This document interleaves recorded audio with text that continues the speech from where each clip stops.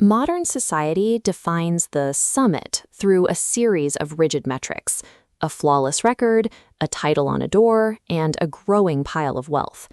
We are taught to measure our progress by how well we avoid the dirt and the debris of failure. Chasing this specific definition turns our aspirations into a heavy anchor.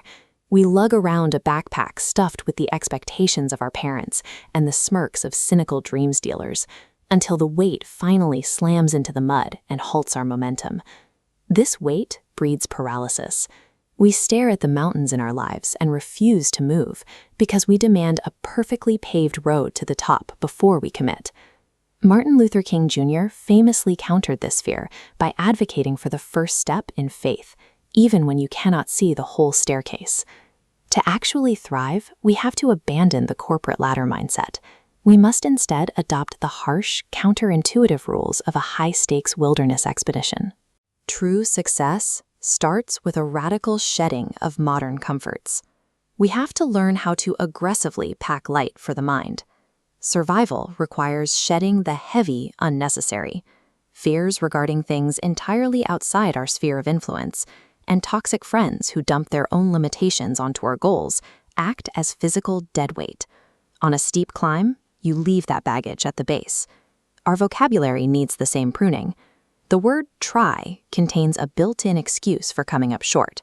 It's a verbal safety net. In the wild, we replace try with endeavor, a word that implies an absolute commitment to see the mission through. Colonel Sanders proved the power of this shift. He didn't just try to sell a chicken recipe. He knocked on 1,009 doors, enduring 1,000 no's before finding the single yes that built an empire. But the endeavor is never linear. Meticulous plans break the moment they meet the chaos of the mountain.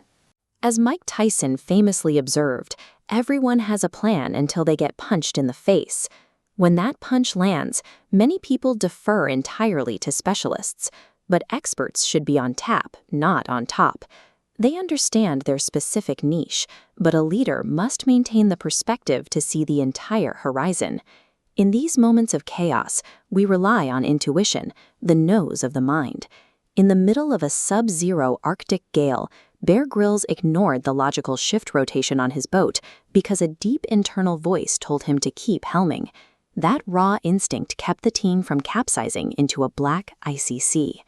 The early stages of a journey aren't about possessing a perfect map. Success depends on an adaptable mindset that can pivot the second the original plan fails. Disaster is a mandatory evolutionary step. Like a grape being squeezed to reveal its juice, storms apply the specific pressure required to show us what we are truly made of. There is a mathematical necessity to failing. If you commit to failing exactly 22 times, you effectively remove the fear of the outcome. You are simply moving through the required steps to reach the eventual success state. The real test happens at the absolute limit. Imagine a military patrol stranded in the scorching North African desert, water supplies gone, waiting for an extraction that is hours overdue. In this state of total depletion, we encounter a survival paradox. When we have nothing left to give, the act of giving actually generates the psychological strength needed to continue. During that desert patrol, SAS Sergeant Chris Carter watched Grylls collapse from dehydration. Carter didn't lecture him on toughness. He simply handed over his own canteen and forced Grylls to drink his last remaining capful of water. That act of sacrifice shifted the group's focus from individual survival to collective endurance. By choosing to provide for another while he was also starving, Carter transformed a group of exhausted soldiers into an unbreakable unit. This selfless kindness generates a level of resilience that tactical skill alone cannot touch.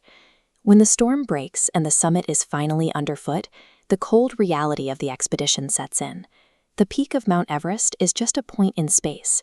On its own, it is essentially meaningless.